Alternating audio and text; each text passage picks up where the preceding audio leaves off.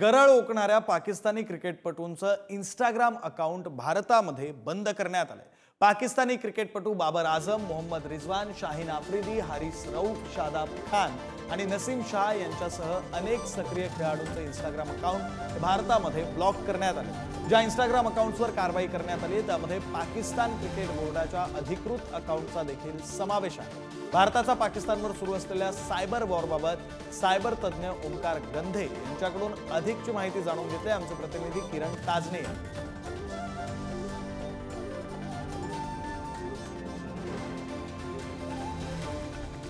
काय नेमकं आता सध्याच्या घडीला भारताकडनं सायबर वॉर केला जातोय, काय नेमकी त्याच्या बाबतचा तपशीलवार माहिती?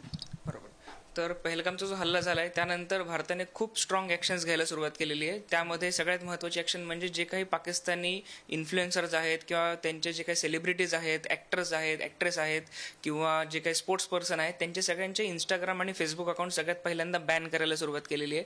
त्यासोबतच जे काही फेमस यूट्यूब चॅनल्स आहेत की ज्यावरून फेक न्यूज स्प्रेड केल्या जातात, तर अशा 18पेक्षा जास्त पाकिस्तानी न्यूज किंवा न्यूज एजन्सीजचे जे काही यूट्यूब चॅनल्स आहेत ते सगळ्यात पहिल्यांदा पूर्णपणे बॅन केलेले आहेत।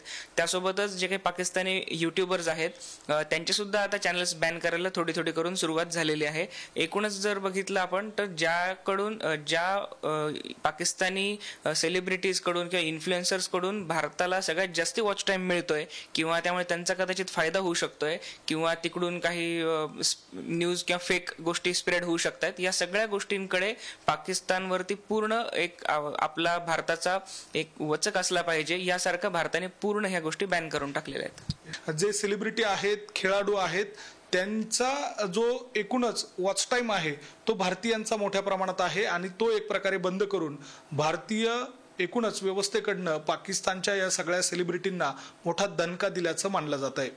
व्हिडिओ जर्नलिस्ट जय साबळेसह मी किरण ताजने, पुढारी न्यूज, नाशिक।